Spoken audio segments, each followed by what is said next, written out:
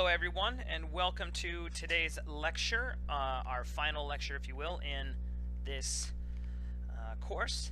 And today we're going to move actually rather quickly through what I call my historical events, my important historical president hit list, if you will. And basically what I'm going to do is I'm going to run us through one or two important events that occurred during the presidencies from Richard Nixon up through Obama, and I'm going to end with the election of Barack Obama in 2008. And so we're actually going to move through this pretty quickly because the events themselves, while they are incredibly important, they are fairly popular events, and they are things that you definitely can probably be aware of already, because many of these things are somewhat current events. So with that said, I'm just going to jump right in.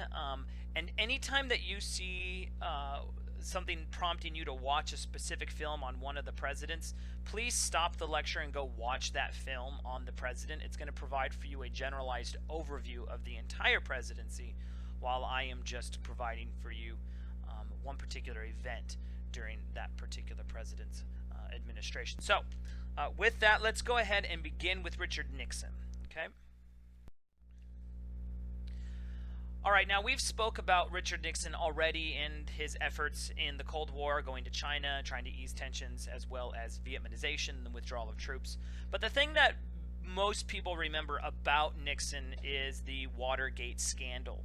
Much in the way that Bill Clinton will be remembered predominantly for the Lewinsky Gate, so Nixon will be remembered for Watergate. It seems that scandals have a tendency to really dominate the reputation of the presidents that they are affiliated with. So exactly what was Watergate? Well, Watergate was an event where the Democratic National Committee, as it says here, located in Watergate on the morning of June 17th, 1972, a series of burglars were arrested inside the Democratic National Committee, again located in Watergate. It says this was no ordinary robbery, however. It says the prowlers were connected to President Richard Nixon's re-election campaign, and they had been caught while attempting to wiretap phones and steal secret documents. Now, of course, Nixon is a Republican, and he is seeking to be re-elected. And so what you have here is the Republicans attempting to gain information from the Democrats and what they're doing. Now, initially, Nixon is not aware of the Watergate scandal, right? This is not something that he was ordering or was behind. But what eventually happens is Nixon finds out about the scandal and he attempts to cover it up. The question with any scandal is, what did the president know and when did he know about it? Well, he knew about it soon enough and he attempted to cover it up, and there was evidence that indicted President Nixon in the attempt to cover up this particular scandal. Okay, it says the prowlers were connected to President Richard Nixon's re-election campaign, and they had been caught while attempting to wiretap phones and steal secret documents. It goes on to state that while historians are not sure whether Nixon knew about the Watergate espionage operation before it occurred, he did take steps to cover it up, afterwards raising what we call hush money for the burglars, trying to stop the Federal Bureau of Investigation from investigating the crime and destroying evidence and firing uncooperative staff members. In fact, there were a series of tapes that had recorded conversations that Nixon had had in the Oval Office that clearly showed that Nixon knew about the Watergate scandal and was attempting to cover it up. Eventually, he is subpoenaed for those records. He attempts to not hand them over under executive privilege. And there's a film that you'll be watching here in a second where you'll see him argue that, executive privilege has to be held up. Well, ultimately, the court said no, it doesn't, and he has to hand over these tapes. And there are 18 minutes of just silence on these tapes. And, of course, there's no knowing for sure what exactly was on those 18 minutes, but it's probably information that really demonstrated that Nixon, again, not only knew about the Watergate after the fact, but attempted to cover it up. Okay? All right, let's move on. It goes on to state that in August of 1974, after his role in the Watergate conspiracy had finally come to light, the president resigned. In fact, one of his most famous pictures is him standing outside the presidential helicopter with the two peace signs, and that is the day of his his resignation. Now, why does he resign? Because, again, he gets caught in the Watergate scandal, and Nixon would have been impeached, but he chose to resign as opposed to going through the impeachment process. Okay, it says his successor, Gerald R. Ford, immediately pardoned Nixon for all the crimes he committed or may have committed while in office. It says, although Nixon was never prosecuted, the Watergate scandal changed American politics forever, leading many Americans to question their leadership and think more critically about the presidency. And this is an incredibly important reality because, today I think the majority of people would say that they don't trust their president. They don't trust politicians to tell them the truth. And a good chunk of the reason why Americans hold this perception is because of the Watergate scandal. Okay? If you click on the link there that says film, it's going to cover about, 3.5 minutes of the Watergate scandal. It's going to give you a little bit more information on that. And one of the things you'll hear Nixon say in that film is, people have to know if their president's a crook. Well, I'm not a crook. I've worked hard for everything I've got, right? Well, he was a crook, and he resigned. Had he not been a crook, Nixon would not have resigned, okay? But the Watergate scandal sort of overwhelms Nixon's administration, and it has sort of tainted his reputation in what I conclude would be an otherwise fairly productive and good presidency. But there you have it. So go ahead and click on the thing that says film, watch that 3-minute thing on Watergate, and then after that, go and watch the film on Ford. I have no content to say about Ford because ultimately Ford's presidency was so dominated by the Watergate scandal that he really couldn't get a whole lot done. The thing that he's mostly noted for, again, was pardoning Richard Nixon. And so I don't want to spend a whole lot of time looking at Ford because there's not a whole lot that goes on during his administration. The economy in the United States continues and begins to sink, and it's going to hit an all-time low during Carter's administration. But again, there's not a whole lot to say there. So just watch those two films and then move on to the next slide. Okay? Okay. After Ford basically is not going to be elected to the presidency because of the fact that he was so connected with Watergate, he's going to be followed by Jimmy Carter. Jimmy Carter really was able to win the nomination because he pitched himself as an outsider, right? Jimmy Carter was not part and parcel of the Watergate scandal. This is a man who really has very little political background. He was a one-time governor. He was once a peanut farmer. This is a man who has very deep religious convictions, and once you get to the film on Jimmy Carter, they're going to mention how that, in fact, kept him from playing well with the politics in Washington. Okay, but Carter follows Gerald R. Ford. And Carter's administration, I honestly think, was an okay one. He has a lot of accomplishments.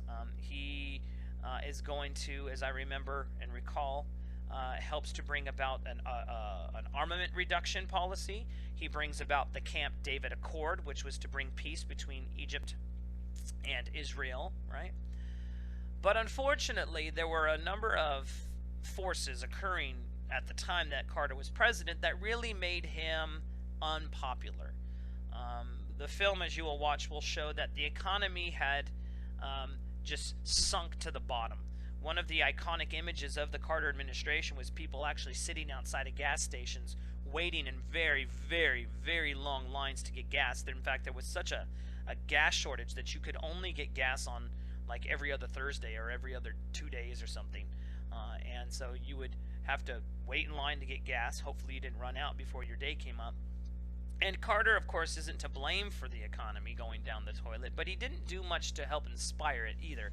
And so that's part of the reason why he's seen as sort of a poor president. But the thing that really topped the cake, that really made Carter unpopular, was the Iran hostage crisis. And this is what it says. It says, on November 4th, 1979, a group of Iranian students stormed the U.S. Embassy in Tehran, taking more than 60 American hostages. It says the immediate cause. Why did this happen? The immediate cause of this action was President Jimmy Carter's decision to allow Iran's deposed Shah, so the ex-leader of Iran. He was a pro-Western autocrat who had been expelled from his country. Right? Carter allows that Shah to come to the United States to get cancer treatment. Now, this may seem a rather ridiculous reason to go and storm an American embassy and take hostages, but the reality of it was that Iranians had been experiencing American intervention for many, many years, and they basically were sick and tired of the United States intervening in the affairs of Iran, bringing in Western culture, and in many respects destroying ethnic identities that many Iranians felt should have been left alone. In fact, and this is optional if you want, but there at the bottom I have a film called The Causes, and that's about a 9-minute film which will cover the causes for this Iranian hostage crisis. But the thing that initially, the thing that finally causes the hostage crisis to occur is the fact that the United States has welcomed in this deposed Iranian leader. They're allowing him to get treatment in the United States, and Iran feels that this is further American intervention. Okay? It says, however, the hostage taking was about more than the Shah's medical care. It was a dramatic way for the student revolutionaries to declare a break with Iran's past and to end American interference in Iran's affairs. Okay? And so again, if you're interested in understanding what caused this more specifically, go ahead and click on that film and then move on to the next slide.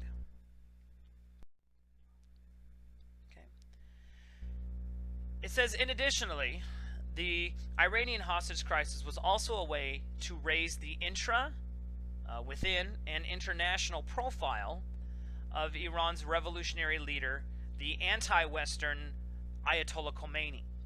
Okay, so one of the ways that you gain prestige for your new leader is to enact this sort of horrendous, crazy act upon American embassies and take Americans hostage. It says the students set their hostages free on January 21st, 1981, 444 days after the crisis began, and just hours after President Ronald Reagan delivered his inaugural address. In fact, when you watch the film on Jimmy Carter, he's actually the only president that they interview in this series, and Jimmy Carter basically says, I was told that the Ayatollah Khomeini had the hostages sitting on planes in Tehran just waiting for Reagan to be nominated or sworn in as president, because Carter believes, and I'm almost sure he's correct, that the Iranian hostage crisis sank his ability for a second term, right?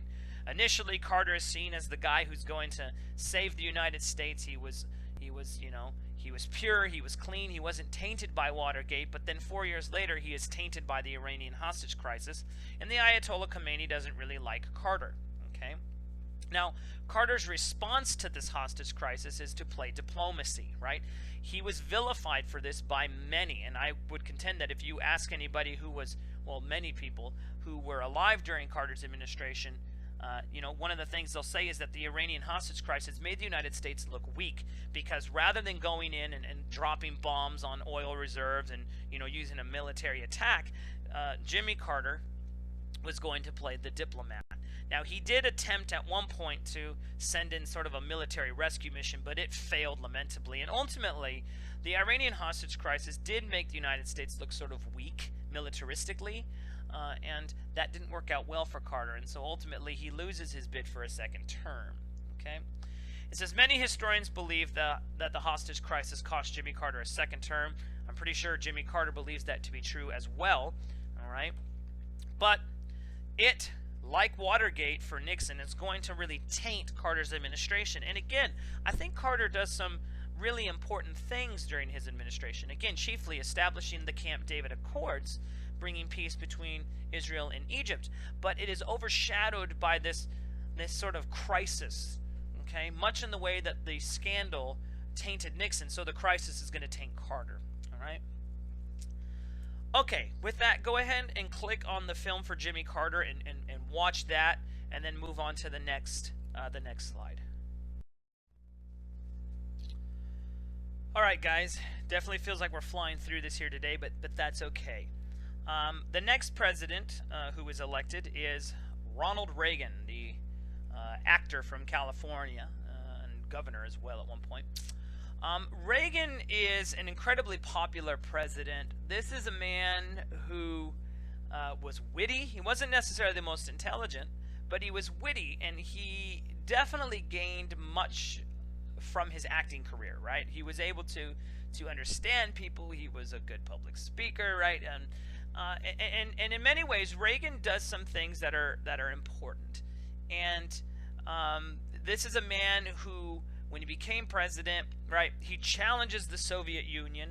It's one of the lasting impressions we actually have of Reagan is Reagan demanding that the Wall of Berlin be torn down, right? He called the Soviet Union an empire of evil, an evil empire.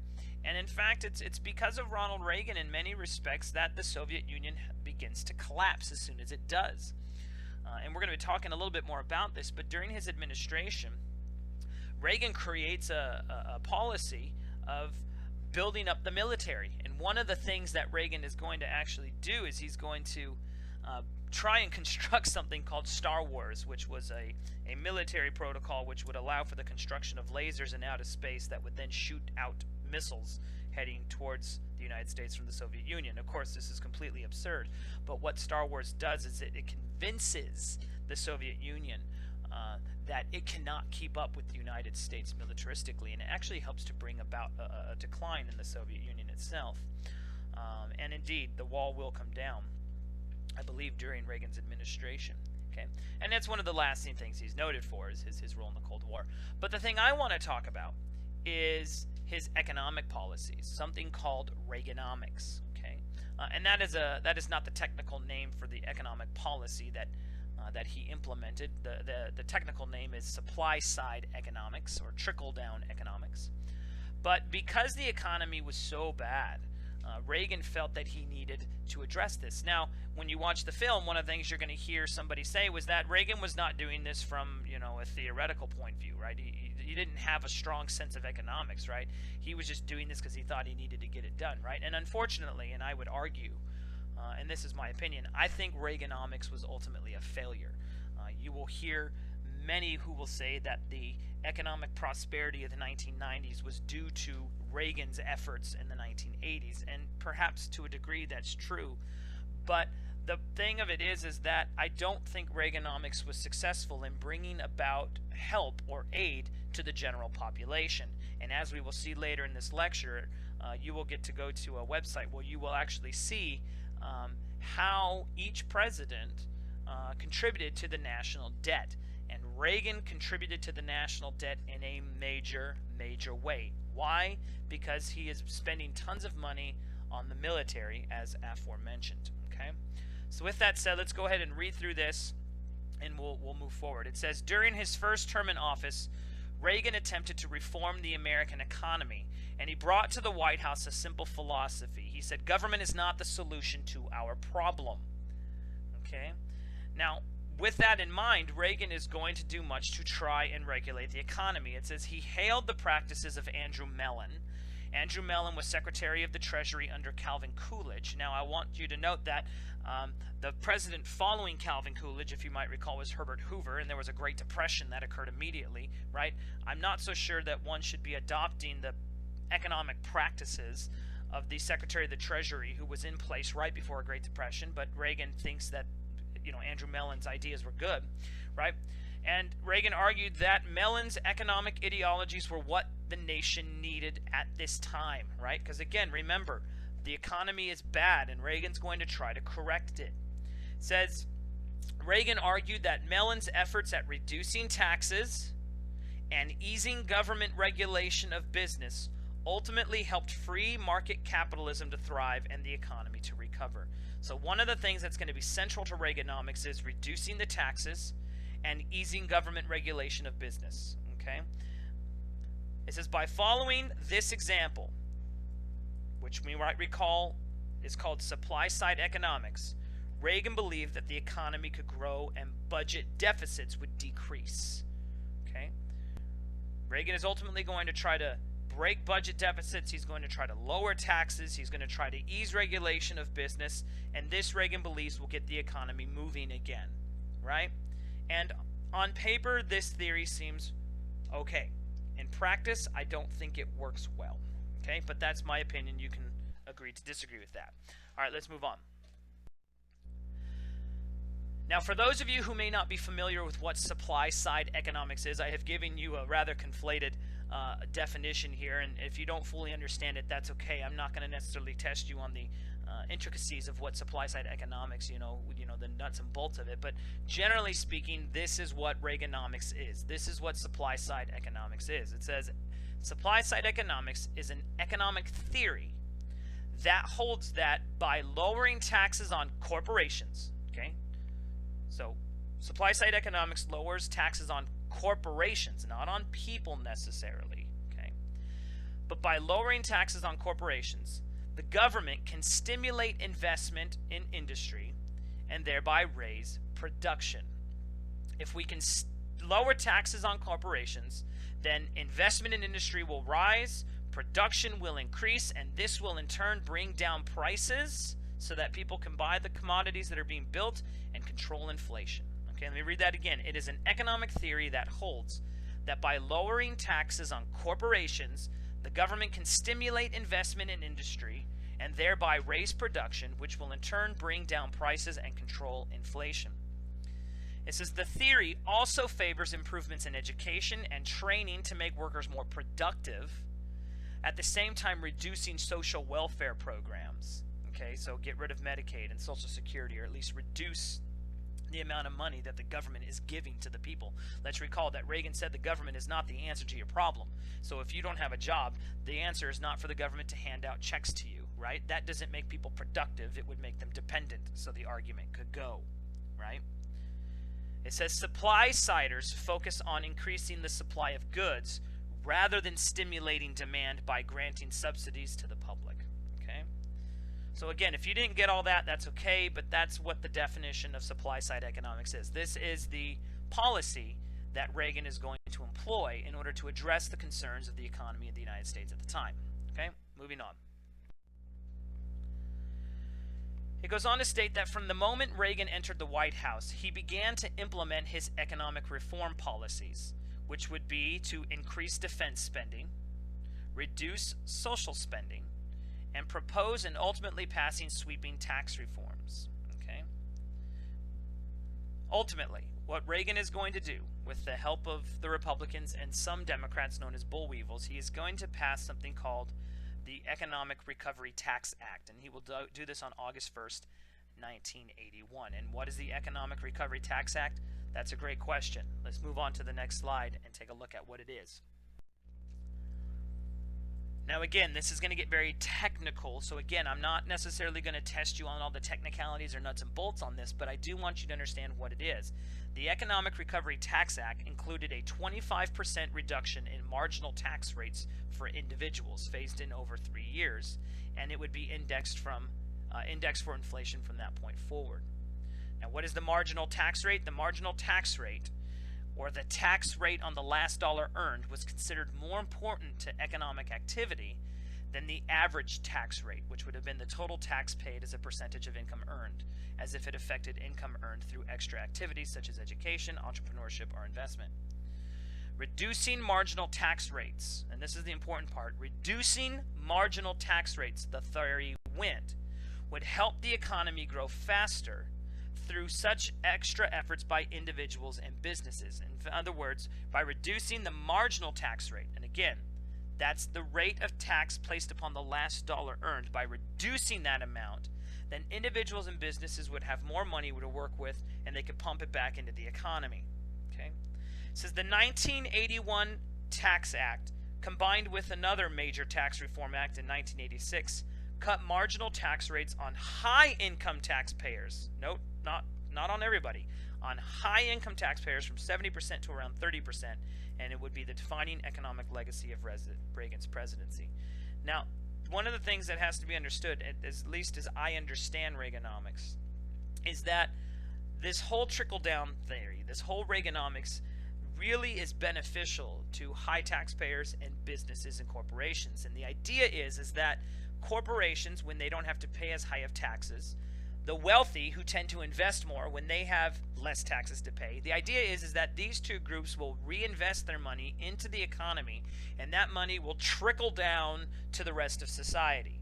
The problem is, and I have seen this throughout history, is that the trickle-down theory does not always work, because oftentimes that money, even though the taxes have been reduced, doesn't always trickle back down to the general populace. Oftentimes it's reinvested or put back into the corporation in order to make it bigger. It doesn't necessarily mean that companies are now going to pay their employees more simply because they have more money at their expense, right? Okay, but this is the way that Reagan is going to attempt to correct the economy. Ultimately, I don't think it's very effective. In fact, by 1982, after this had been put into place, people were asked, are you better off now than you were a year ago? And many people simply said, no, we are not better off than we were a year ago. You know, and at the same time that Reagan is attempting to deal with the economy being bad, there are big issues that are plaguing the nation that aren't being dealt with as well, including AIDS epidemics and poverty, right? These are real issues. And in many respects, I would say that early on, Reagan was not a very popular president, especially among Democrats, right? And when we get to his film, you're going to see that that's in fact true. It's going to talk about that a bit more. All right, I digressed a bit. Let's get back. All right, it says Reagan's tax cuts were designed to put maximum emphasis on encouraging innovation and entrepreneurship, which is why he in fact gives tax breaks to large companies like Intel, Microsoft, Dell, Compaq, and Cisco Systems, right? The idea here is that greater investment in human capital through training and education would in fact increase the economy and get it moving again. And all of this is well and fine.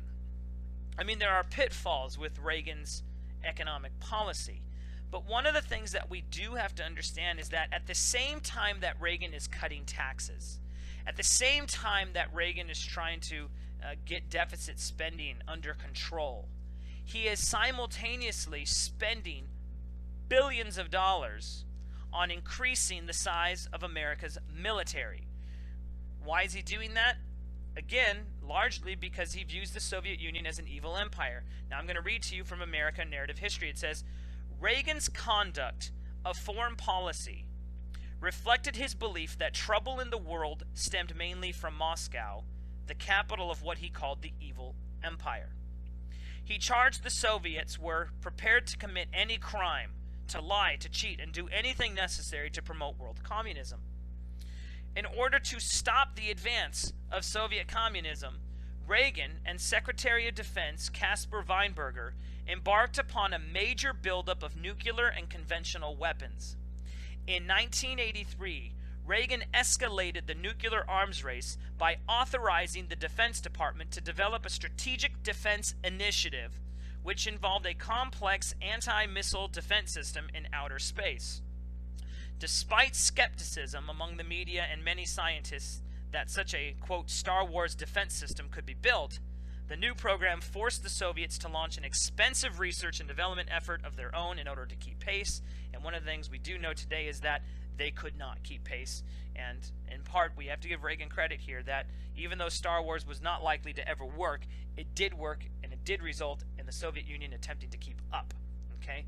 But the reason why I bring this up is to demonstrate, or to highlight rather, that at the same time that Reagan is trying to correct the economy, to balance the budget, to end deficit spending, to reduce taxes, right? At the same time that he's doing all that, he's also spending just mass amounts of money on the military.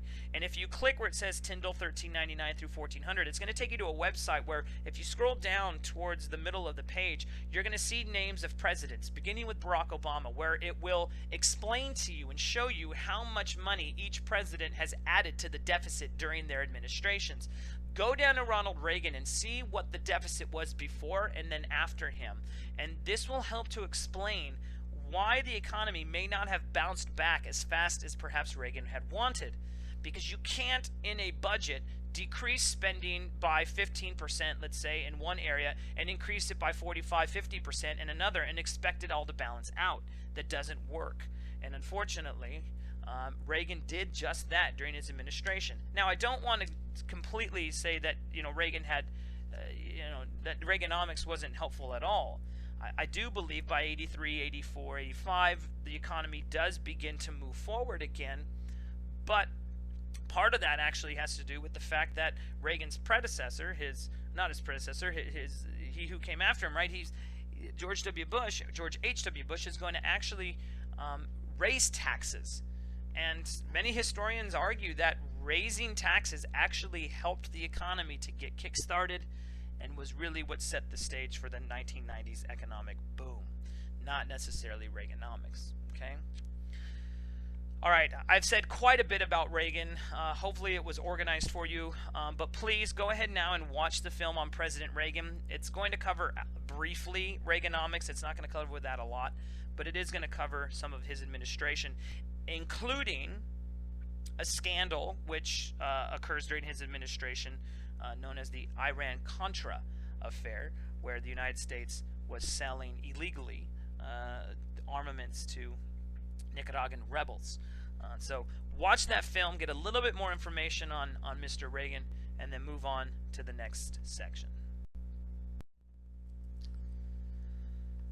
Alright, now that you got through Ronald Reagan, let's now take a look at he who came after Reagan, and that is the first Bush, George H.W. Bush. And during his administration, two very significant events occur.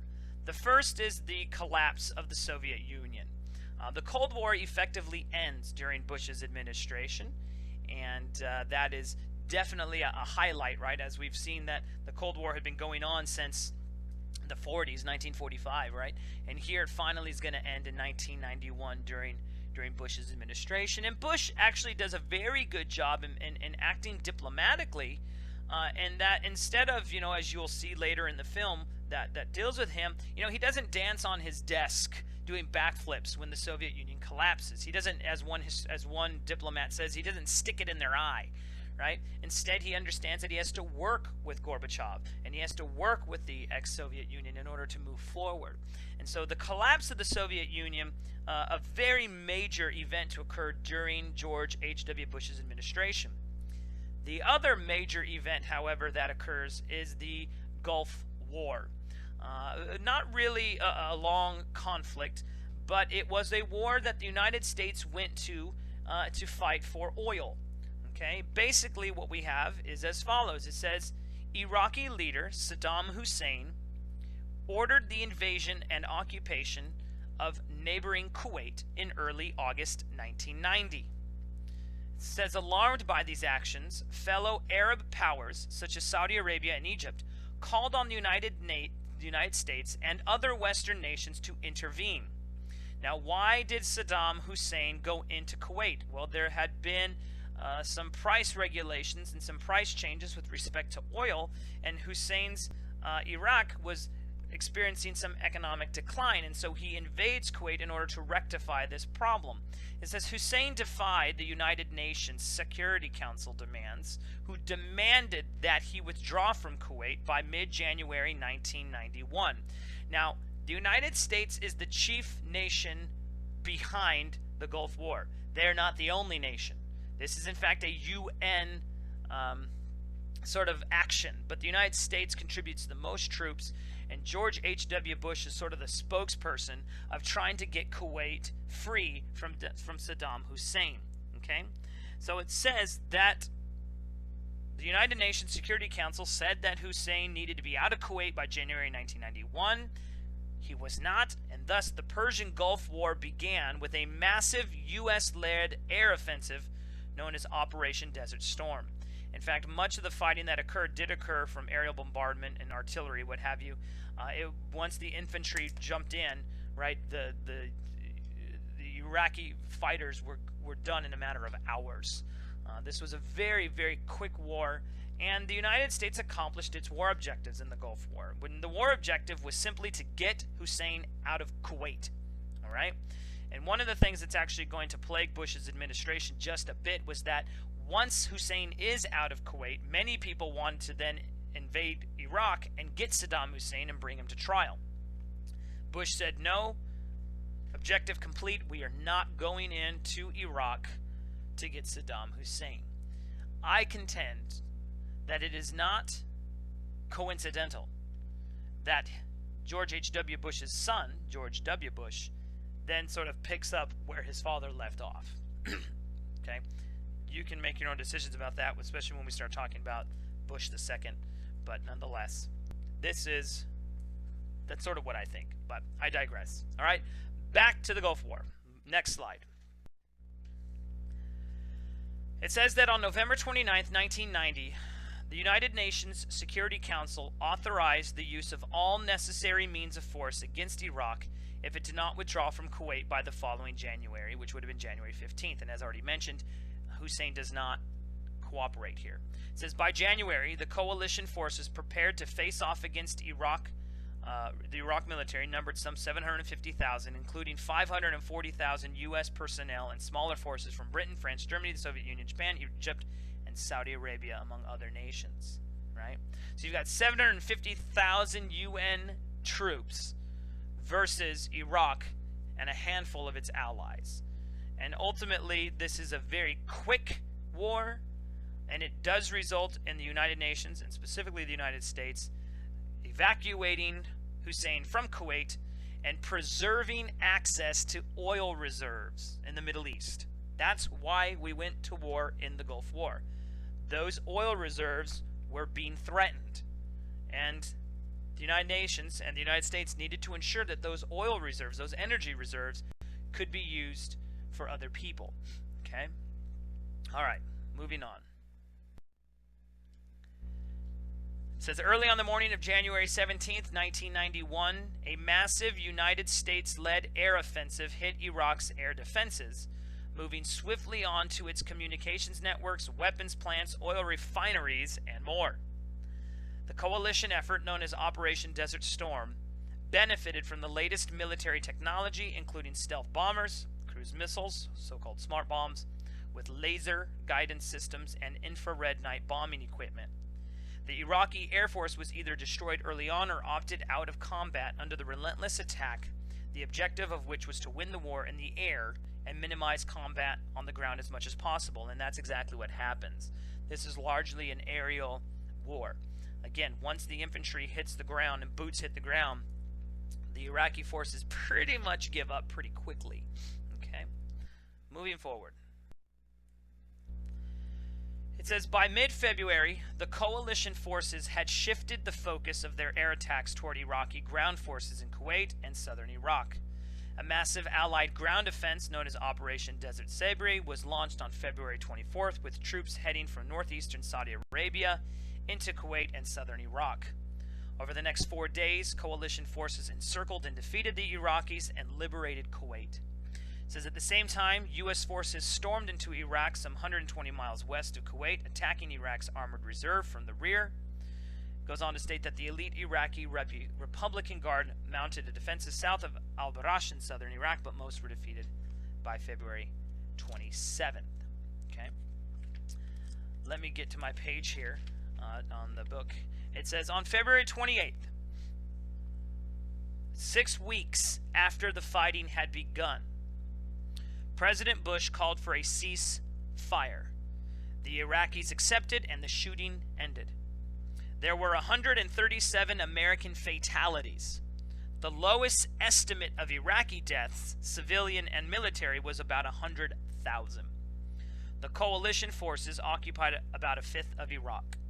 The consequences of the brief but intense Persian Gulf War, what they call the mother of all battles in Saddam Hussein's words, would eventually be played out in the future, and we definitely can see how that played out during George W. Bush's administration. Now again, Bush here gets condemned by a lot of people for not going straight into Iraq and going after Saddam Hussein and bringing him to justice. But as far as Bush was concerned, the war objective had been met. The objective, again, was to go in, get Saddam Hussein out of Kuwait, bring him back into Iraq, preserve those energy reserves for the American West to use, and they wanted to fight this predominantly with aerial, with planes and aerial fighting as opposed to ground troops. All of that was successful, right? And so Bush decides not to go after Saddam Hussein. And again, some people didn't like that. All right, but nonetheless, that's a significant event during his administration. The other, again, as mentioned, was the collapse of the Soviet Union. That stated, Bush is a one-term president, and largely he is because he had to renege on a campaign promise where he said no new taxes ever, right? And unfortunately, because of the economy, Bush had to raise taxes, and of course, the media vilified him for having done so, and this will cost him his second term. Okay? All right. With all that said, go ahead now and watch the film on President George H.W. Bush, and then move on to the next president, Mr. Bill or William Clinton.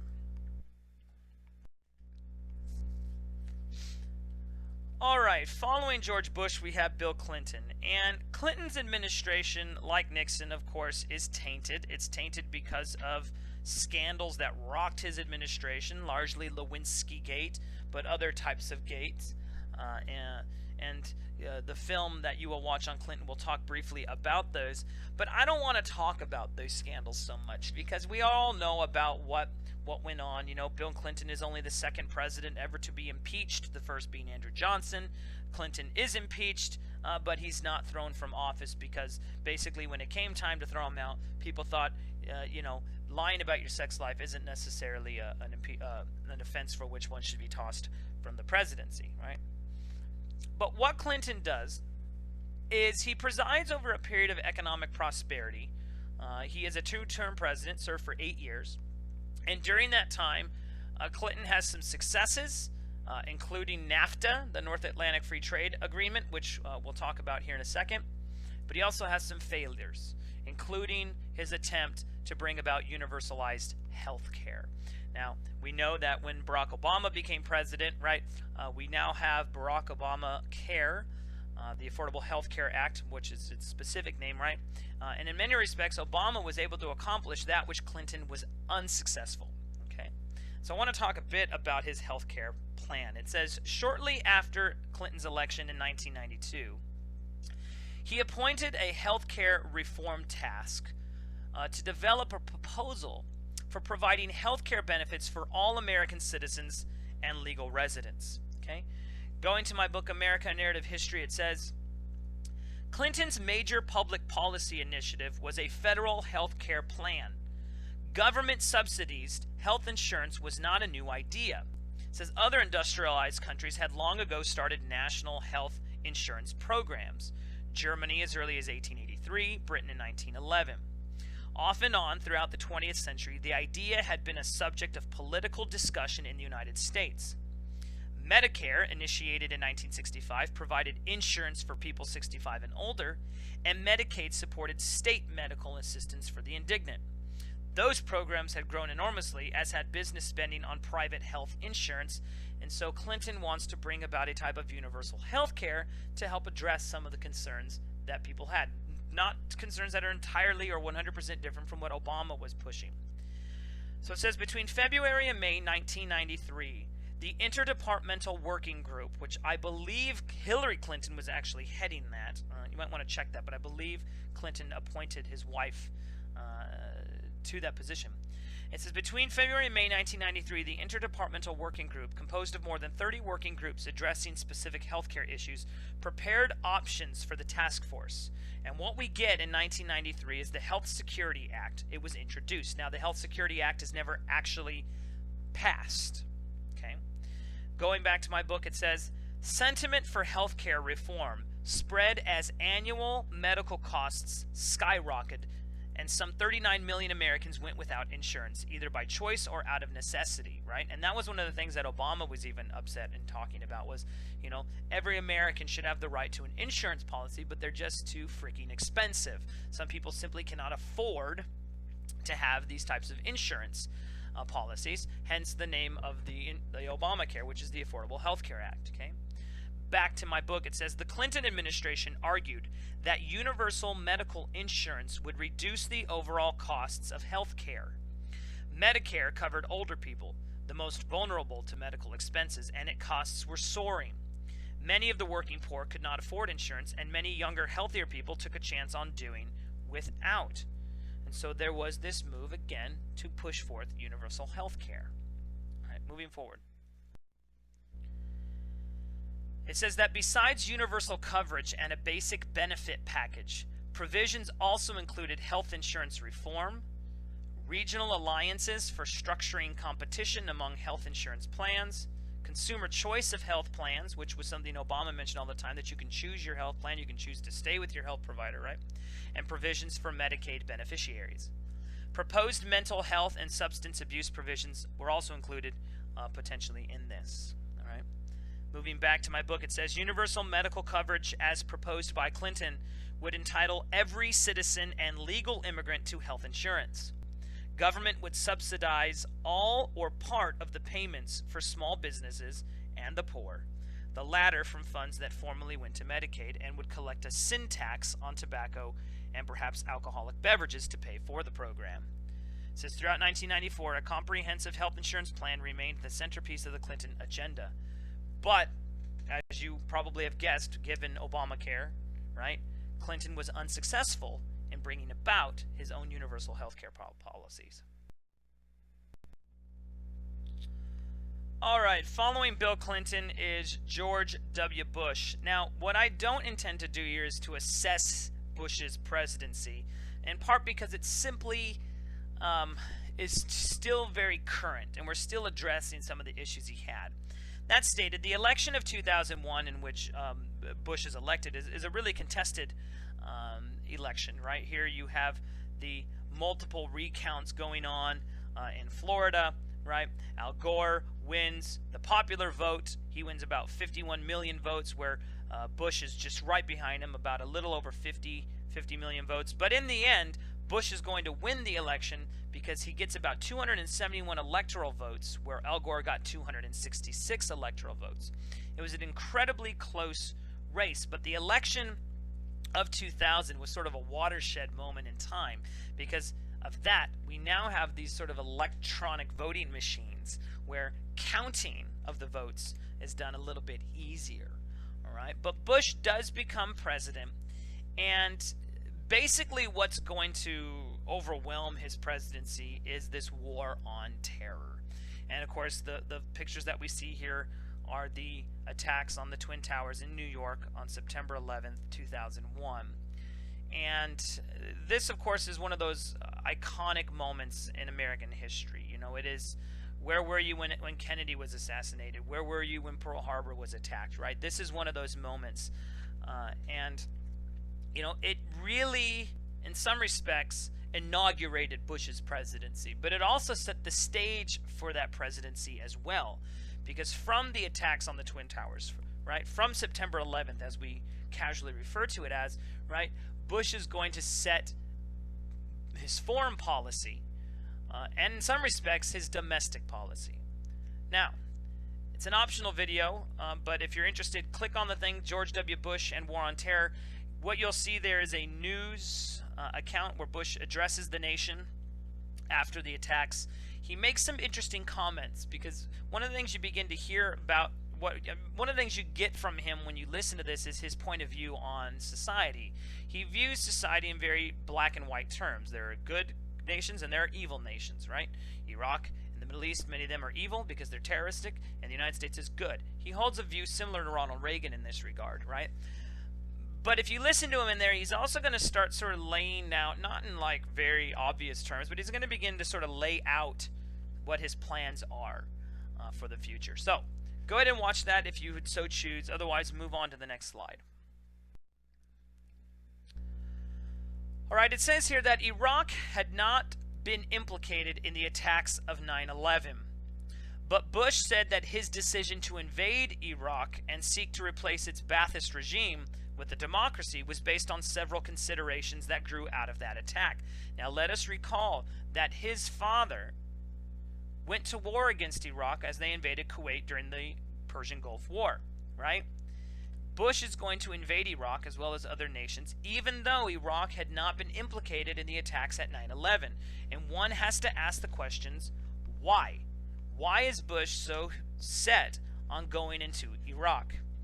Well, it says here in red and this helps to explain perhaps why he did this. It says, convinced by intelligence reports, which later proved erroneous. In other words, the intelligence reports that Bush were getting were false. Convinced by intelligence reports that Saddam had amassed huge caches of biological and chemical weapons, or weapons of mass destruction, as Bush repeatedly said, right? Convinced by intelligence reports that Saddam had amassed huge caches of biological and chemical weapons and was trying to develop nuclear devices, a group of hawks in the Bush administration, led by Vice President Dick Cheney and Deputy Secretary of Defense Paul Wolfowitz, argued that Iraq would be likely source for terrorists to obtain various types of nuclear weapons. And so, under the premise that Iraq held weapons of mass destruction that terrorists could use, it was sort of a preemptive invasion of Iraq. Now, no weapons were ever found, right? The reports proved erroneous, but Bush goes into Iraq anyways, okay? And this is going to set the stage for his foreign policy, right? It is an idea, and if you watched the news report that I put up for you on the previous slide, you know, the foreign policy under the Bush administration in some respects is similar to containment.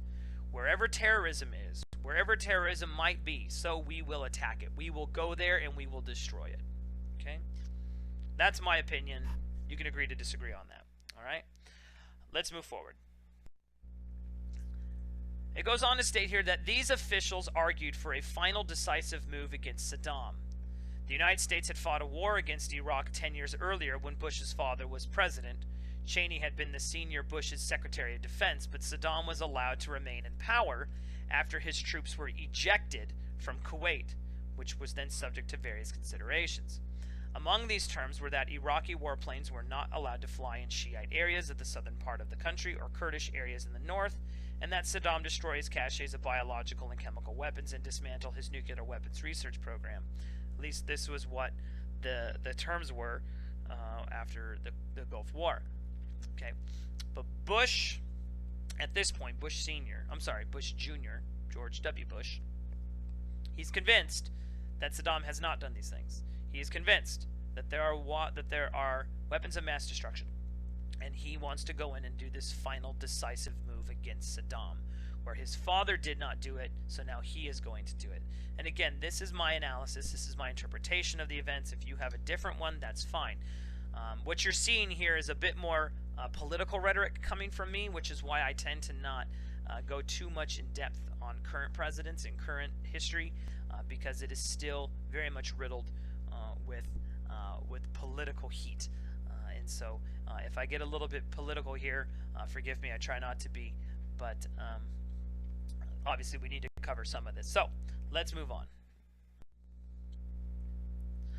It says, in his January 29th, 2002 State of the Union address, Bush made clear that he would not allow Saddam to acquire biological weapons or weapons of mass destruction. And this included Iraq and a list of nations, the other two were Iran and North Korea, that he termed an axis of evil. Right?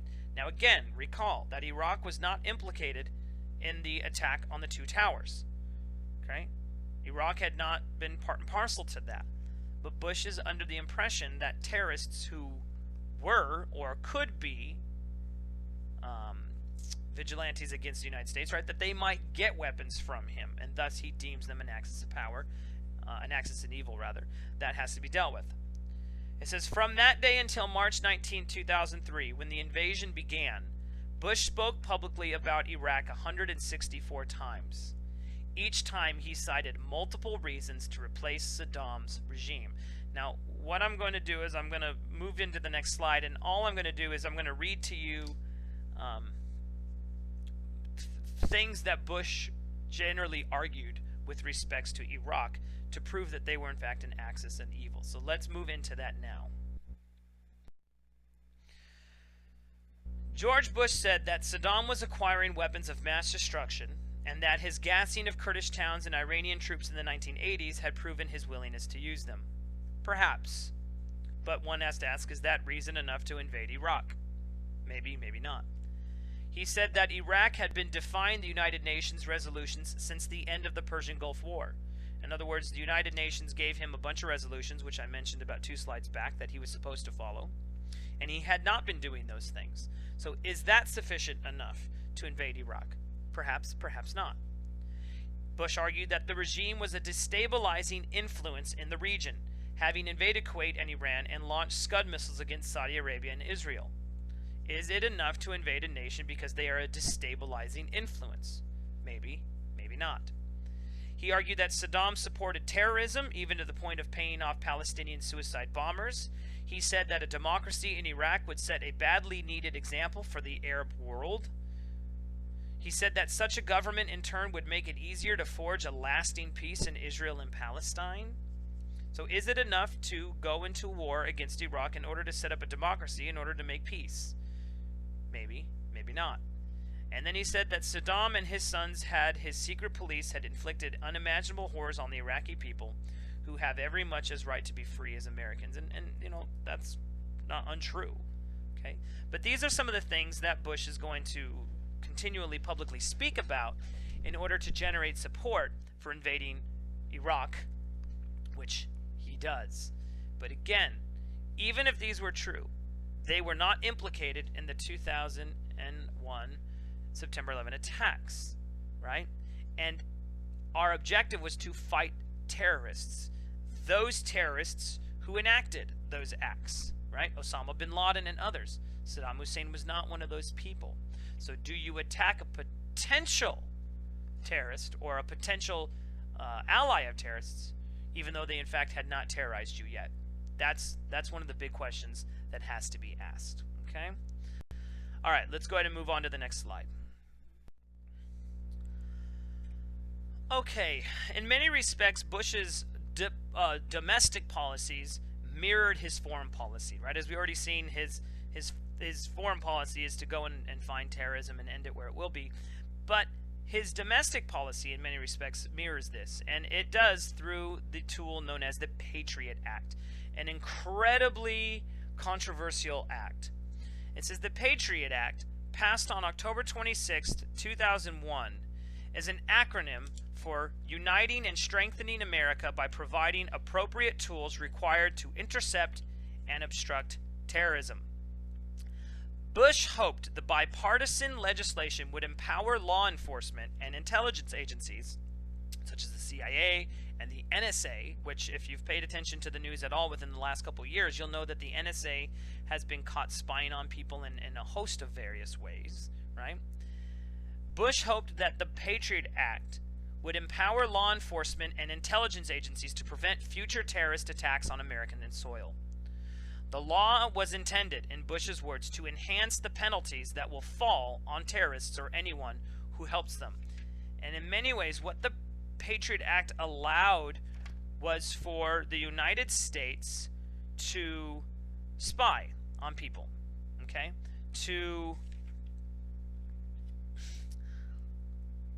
How do I put this? To listen to phone calls, to listen in and read emails, okay? Let me read to you from my book. It says, while the military campaign continued in Afghanistan, officials in Washington worried that terrorists might launch additional attacks in the United States with biological, chemical, or even nuclear weapons. To address the threat and to help restore public confidence, President Bush created a new federal agency, the Office of Homeland Security. Another new federal agency, the Transportation Security Administration, or the TSA, assumed responsibility for screening airline passengers, which you've all seen the TSA as you go in through your checks to get onto an airplane. It says President Bush and a supportive Congress created new legislation known as the USA Patriot Act, which gave government agencies the right to eavesdrop on confidential conversations between prison inmates and their lawyers, and permitted suspected terrorists to be tried in secret military courts. Civil liberties groups voiced grave concerns that the measures jeopardized constitutional rights and protections. But the crisis atmosphere after September 11th caused most people to support these extraordinary steps. Okay? Essentially what the Patriot Act did was it allowed for the government to spy on you to see if in fact you were a terrorist or aiding and abetting a terrorist. Okay? Moving on. Moreover, The act increased intelligence agencies' ability to share information and lifted restrictions on communications surveillance. Law enforcement officials were given broader mandates to fight financial counterfeiting, smuggling, and money laundering schemes that funded terrorists. The Patriot Act's expanded definition of terrorism also gave the FBI increased powers to access personal information, such as medical and financial records. And the Patriot Act superseded all state laws. And in some respects, it superseded constitutional laws because according to the Constitution and the Bill of Rights, people have the right to not have their persons or their objects searched and seized without a warrant. Well, the Patriot Act doesn't necessarily have to follow the searches and seizures policies as stipulated by the Constitution. Okay. For a broader overview of the Patriot Act, go ahead and click where it says film. That film is going to cover briefly the Patriot Act. Okay. And then when you're done, watch the film on President George W. Bush. Now, the documentary you've been watching throughout this lecture on the various presidents was created during President Bush's administration. And in fact, the film you're about to watch is incomplete in that Bush's presidency had not yet ended by the time that film was completed. But go ahead and watch that, and it's going to talk a bit more about this subject matter here, and then move on to the last two slides. Okay. All right, guys. Real quick, I just want you to watch this film on Hurricane Katrina. I know there's been a lot of films here, but Hurricane Katrina is without a doubt one of the most, if not the most significant environmental disaster occurred during Bush's administration. It says in 2005, and I'm reading from American Narrative History, it says in 2005, President Bush's eroding public support suffered another blow, this time when a natural disaster turned into a political crisis. In late August, a killer hurricane named Katrina slammed into the Gulf Coast, devastating large areas of Alabama, Mississippi, and of course Louisiana, pictured here. You can see completely underwater. It says the sultry metropolis of New Orleans was virtually destroyed as levees and flood walls holding back the Mississippi River and Lake Pontchartrain burst, inundating 3/4 of the city, most of which is below sea level. Okay. It goes on to state that New Orleans had always been at war with its environment. Since its founding in the early 18th century, the sodden city, surrounded by mosquito-infested swamps and regularly visited by floods, had placed its faith in engineering to keep back the surrounding water. This time, nature won. After Katrina roared through the city, whole neighborhoods were underwater, often up to the roofline. Nearly 500,000 New Orleans residents were displaced, most of them poor and many of them African American. Looting was so widespread that officials declared martial law. Local political officials and FEMA, known as the Federal Emergency Management Agency, were caught unprepared as the catastrophe unfolded.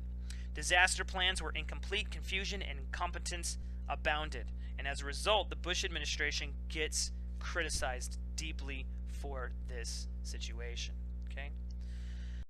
But go ahead and take a look here at this film. It'll cover that a little bit more. Okay? And then we will move on to the last phase. All right. Following Katrina, a series of events happen, not the least a financial collapse, right? The United States hits a massive recession in the 2007 when home prices just dump. It says between 1997 and 2006, home prices in the United States, especially in the Sun Belt states, rose 85%, leading to a frenzy of irresponsible lending and building and a debt-fueled consumer spending spree. Tens of millions of people bought homes that were more expensive than they could afford, refinanced their mortgages, or tapped home equity loans to make discretionary purchases. And then ultimately the bubble bursts and we move into a mass economic recession, which many of you lived through, I suspect, and experienced or knew someone who lost their home or had a bunch of finances lost, right? And of course the failing economy, the war in Iraq, Hurricane Katrina, all of these things sort of culminate together. And even though Bush had won election 2 times, right? He had won, right? The Republican Party is going to be smashed in the 2008 election, where you see Barack Obama and John McCain go at it, all right? And ultimately, in the end, what you're going to have is Barack Obama breaks not only the color line with respects to our presidencies, the first African-American president, right? But in doing that, he changes history. This is a historic election. And currently, Barack Obama is still a sitting president, so I'm going to do little more than just read to you a couple paragraphs of the election, and I'm not going to touch any more on what it is that Barack Obama has done or has not done. I briefly mentioned a bit of information on Obamacare, but I don't want to address or deal with a currently sitting presidency more than I have to. So let me read briefly to you here. It says, the presidential campaign started in August 2008 with polls suggesting a very tight race. But the dramatic economic downturn in September and October gave Obama and the Democrats a powerful partisan weapon. Obama shrewdly capitalized on widespread dissatisfaction with the Republicans and centered his campaign on the echoing promise of change. He repeatedly linked McCain with the unpopular George W. Bush.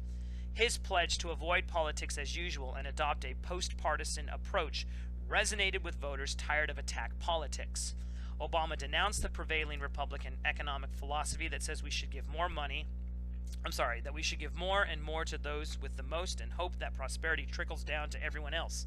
And in many respects, he's talking about Reaganomics. He described the 2008 financial meltdown as the final verdict on this failed philosophy. Ultimately, it says on November 4th, 2008, Barack Obama made history by becoming the nation's first person of color elected president. Change has come to America, he announced in his victory speech. His triumph was decisive and sweeping. The inspirational Obama won the popular vote by 7 points, 53% to 46%, but his electoral votes were impressive, which was 365 to 173. And of course, Obama's presidency has also been rocked with various scandals, some of which came from his Secretary of State, Hillary Clinton. Right? We've had issues with NSA. We've had issues with Veterans Affairs. There was the Benghazi situation that went on. Right? Obama had promised to remove troops quickly within his first year. That didn't happen. Right? And so then you've also got Obamacare, which was incredibly unpopular. Piece of universal health care legislation. Largely Republicans didn't like it, right? And he's also, if you go back and take a look at the amount of deficit that each president has accrued, right? Obama has accrued quite a bit, perhaps more than any other president. And so lots of things, controversial presidency for sure. But again, as a sitting president, I don't currently want to go any more than that. And I think 2008 is a great stopping place just to simply say history was made with the election of the Obama family. Pictured here, of course, is Michelle and their 2 daughters. So with that, I hope you guys have enjoyed this course. And as always, go in peace, be warm and filled, and may the force be with you.